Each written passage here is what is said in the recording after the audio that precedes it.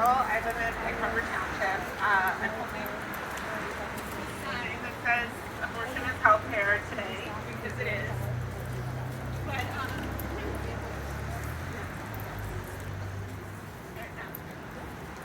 because abortion is healthcare. But what I want to talk about today is another aspect of healthcare that's being affected by the overturning of Roe v. Wade last year.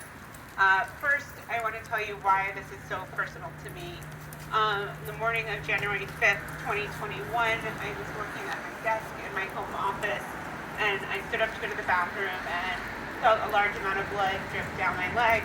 I didn't know what was happening, and when it didn't stop for a while, about half an hour, I called my gynecologist's office and I got their voicemail.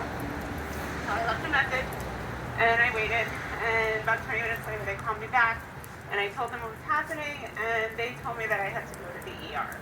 And this was during the height of the COVID-19 pandemic, January 2021, before I was vaccinated, and I'd been isolating at home with my boyfriend, so I was reluctant to go anywhere, especially a hospital, but I suited up in a mask and face shield, and I went to the ER by myself since my boyfriend wasn't allowed in.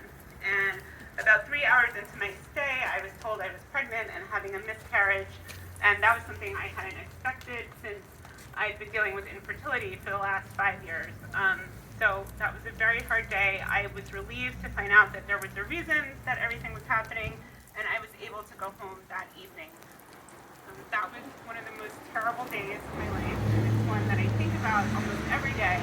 I would have wished that experience on anyone, but since Roe was overturned last June, I've really come to appreciate the fact that while it was such an awful day for me, I got compassionate, helpful health care when I needed it most.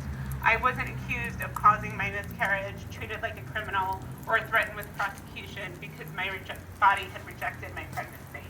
In states with laws banning abortion, and ones where fetuses are being considered to have the same rights as people, many of those going through miscarriages and stillbirths aren't allowed the dignity I was given.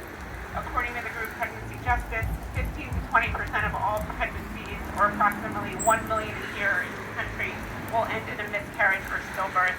And they write on their site, people who had every hope of continuing their pregnancy to term have been subjected to police investigations and arrests based on the claim that they really had an abortion, that they did or did not do something that caused the pregnancy loss, or because they did not know what to do after such a loss, including knowing how to dispose of fetal remains.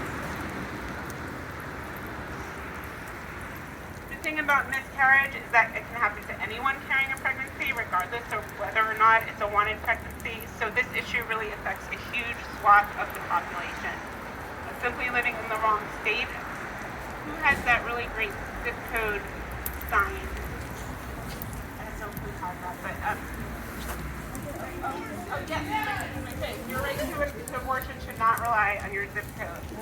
Simply living in the wrong state could subject someone to legal consequences instead of being treated to health care with dignity. So while the right to abortion is now protected in New Jersey, thank you, Governor Murphy, and all the politicians who made that happen, in Congress, Republicans like Lindsey Graham want to ban abortion after 15 weeks nationwide. We can't take our rights for granted or ignore those suffering in states with anti-abortion laws. We need to advocate for doctors to be able to do their jobs and for patients across the country to get the care they need, whether that's for birth control, which plenty of people also want to get rid of miscarriage, stillbirth, or abortion, or any other aspect of reproduction. Healthcare decisions and treatment should be decided between a patient and their doctor and not anyone else. Thank you.